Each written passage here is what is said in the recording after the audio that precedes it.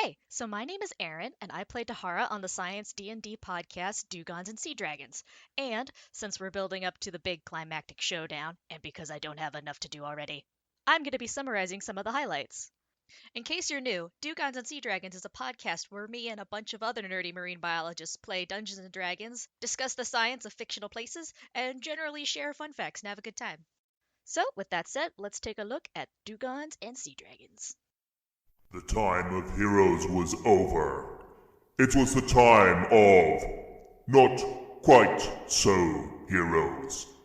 Join the adventures of the Cephalosquad, a bunch of nerdy-ass marine biologists playing Dungeons and Dragons on Dugongs and Seadragons. Our story starts in the idyllic seaside fishing town of Aranax, where the regent Belenoptera has put out a call for local adventurers. Alright, let's see what we got here. Yeah, you'll do. So, in no particular order, we have Carl, the cleric of beer, the spoiled spellcaster Lucian, surfer dude Callie, and the tiniest rogue of all, Marigold. Charged with taking out some local giants, our team sets out for the hills. Soon enough, they find what they're looking for. There's a cave, some woods, and a suspicious figure just outside. Upon closer inspection, it appears to be some kind of ogre that's, well... Look, guys, this is a biology podcast. You're gonna have to get used to this kind of thing. Anyway, our group decides to try and bluff their way past. Oh, hello. I'm a not-suspicious, beautiful ogre beer merchant. Would you like to have some beer?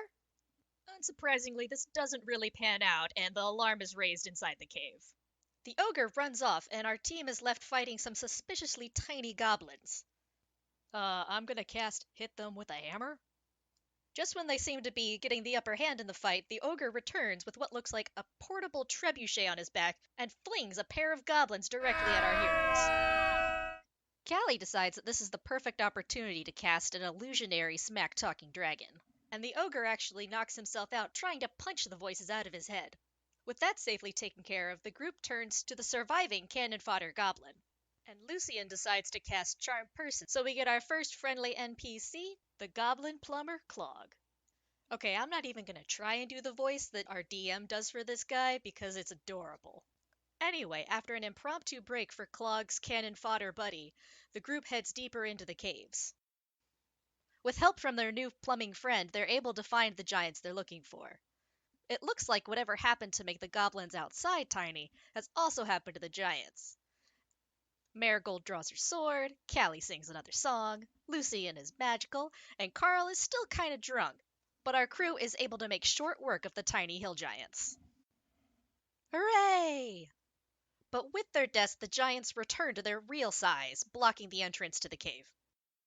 Luckily, while they work on shifting the huge corpses and collecting some proof for Belenoptera, they're able to loot the cave. Oh, I am so keeping you.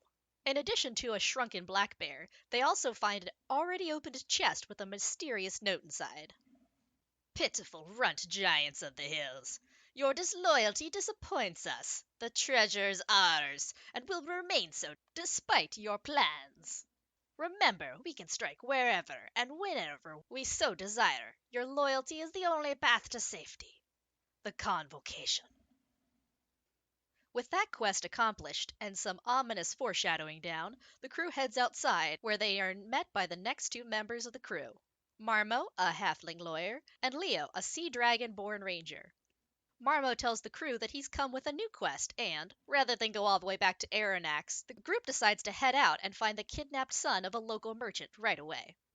The crew makes their way to the meeting place with the kidnappers' representatives, a seedy bar in a rundown town, and waits quietly for their rendezvous. Hey, you see this guy? He will mess you up. Quietly. This altercation doesn't seem to bother the kidnapper, though, who offers to lead them to the kid. She's so aloof and dark, and I think I'm in love. The representative takes them straight to a rundown castle, ignoring Lucian entirely. All right, here's your ransom, straight from the father to you. Hey, this isn't gold. What? We've been tricked! Get them! What? You guys know how this goes. Marigold draws her sword, Callie sings another song, Lucian is magical, and Carl is on hand with the beer. Marmo, for his part, casts Crown of Madness, but since this is a marine biology podcast, the spell has been instead rebranded as the Crown of Thorn Starfish, which in my opinion is infinitely more awesome.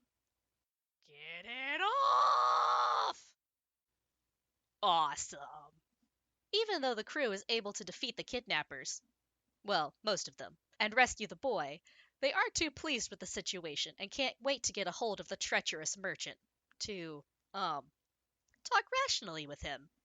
Thus closing episode 4 of Dugongs and Seadragons. So if you liked this, you should definitely check out our podcast. I had to cut out a lot of great D&D antics for this video, and like I said, this only covers the first 4 episodes. Otherwise, check out our sponsors, give us a like or share, you know the drill, and thanks for watching.